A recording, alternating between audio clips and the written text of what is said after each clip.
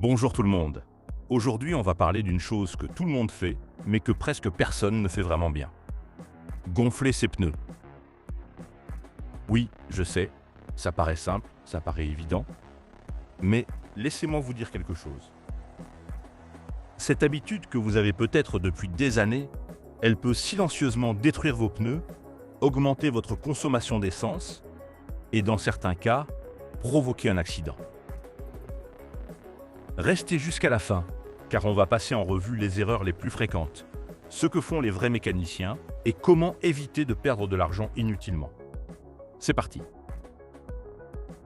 Erreur numéro 11. Gonfler les pneus juste après avoir roulé. Voici ce qui se passe souvent.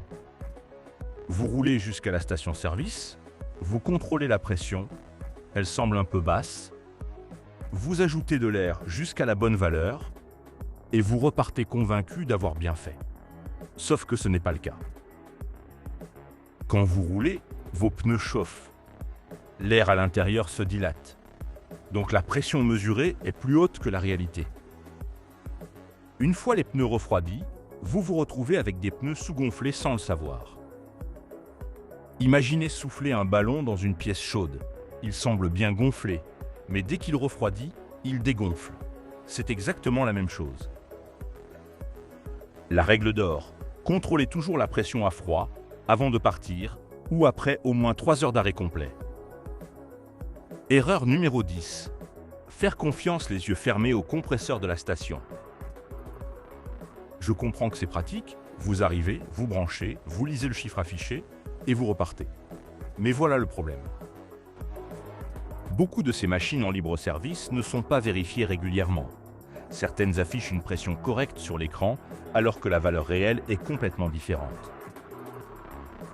C'est comme peser ses bagages sur une balance cassée à l'aéroport. L'écran dit 20 kg, mais en réalité, vous en avez 25. La solution, un manomètre personnel. Ça coûte moins de 15 €, ça se trouve partout, et ça vous garantit une mesure fiable à chaque fois. Un petit investissement qui vous économise beaucoup sur le long terme. Erreur numéro 9. Utilisez la même pression pour toutes les voitures. 2,2 bars pour tout le monde. C'est l'erreur classique. On entend ça dans les familles, entre amis, entre collègues.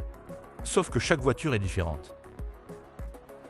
Un petit citadin, comme une Clio, n'a pas les mêmes besoins qu'un SUV ou qu'une berline familiale.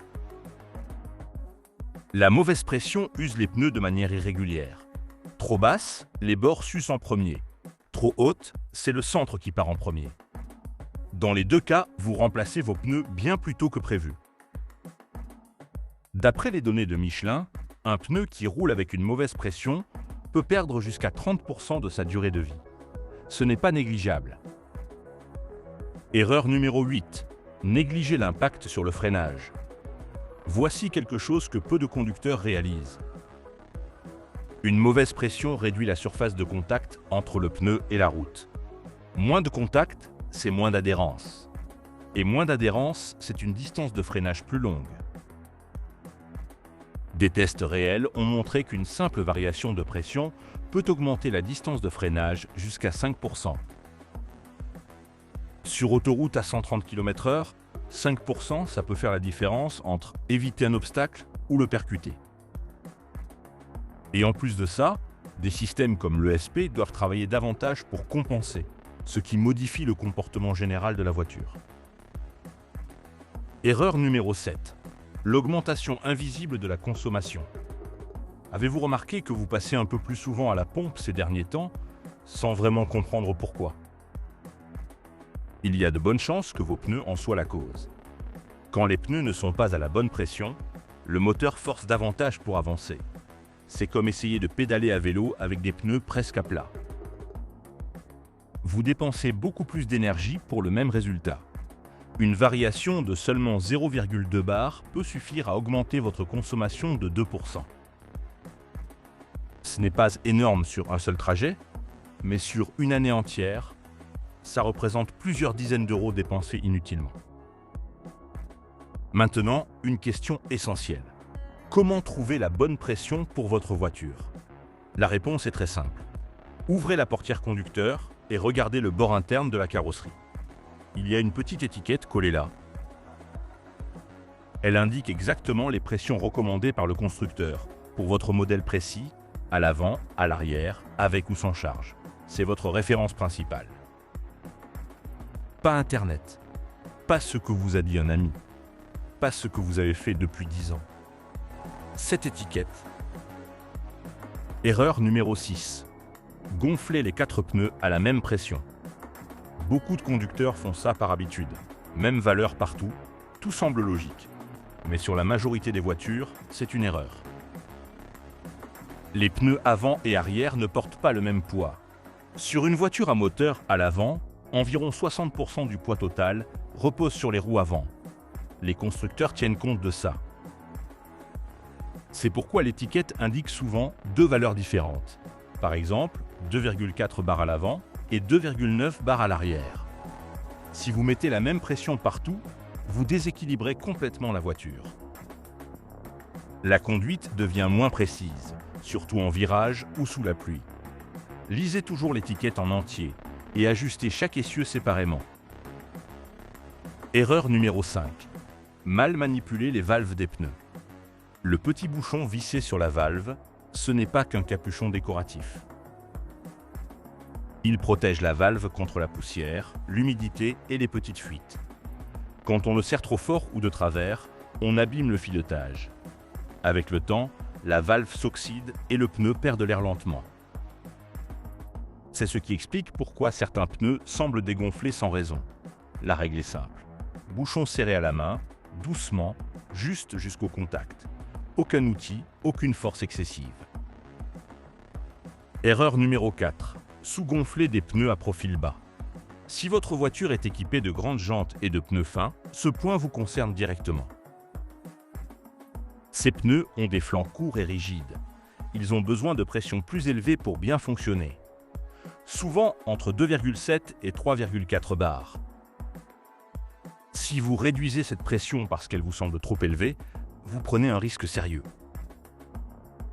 Le moindre nid de poule peut alors provoquer une bosse latérale ou un dommage interne irréversible. Ne réduisez jamais la pression simplement parce qu'elle vous paraît haute.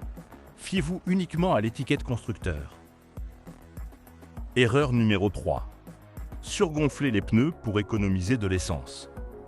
Certains conducteurs pensent que gonfler un peu plus les pneus réduit la consommation. C'est en partie vrai. Le pneu roule un peu plus facilement, mais les conséquences sont mauvaises. L'adhérence diminue, le centre du pneu s'use beaucoup plus vite et le confort de conduite devient nettement moins agréable. Des pneus prévus pour durer 50 000 km peuvent s'user en 15 000 km si la pression est trop haute. L'économie à la pompe est effacée plusieurs fois par le remplacement prématuré des pneus. Ce n'est clairement pas rentable. Erreur numéro 2. Rouler en permanence avec des pneus sous-gonflés. C'est l'erreur la plus répandue sur les routes françaises et européennes. Un pneu avec une pression trop basse, même de 0,3 bar seulement, fléchit davantage à chaque rotation. Cette flexion génère de la chaleur à l'intérieur du pneu. Cette chaleur fragilise progressivement la structure, de l'intérieur, en silence. Le pneu semble intact vu de dehors, mais dedans, les matériaux se dégradent kilomètre après kilomètre.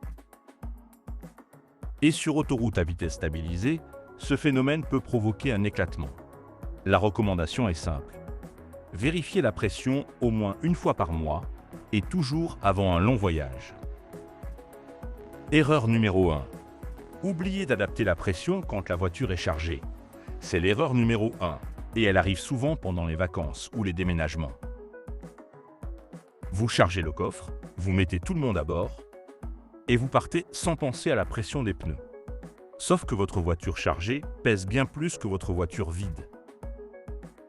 Les pneus arrière supportent une charge bien supérieure à la normale. Si la pression n'est pas ajustée, ils chauffent, s'usent rapidement et sur un long trajet en été, le risque d'éclatement augmente vraiment. La bonne nouvelle, c'est que votre étiquette constructeur donne souvent 2 valeurs. Une pour l'utilisation normale, une autre pour la charge maximale ou le remorquage. Prenez le temps de lire les deux et d'ajuster avant de partir.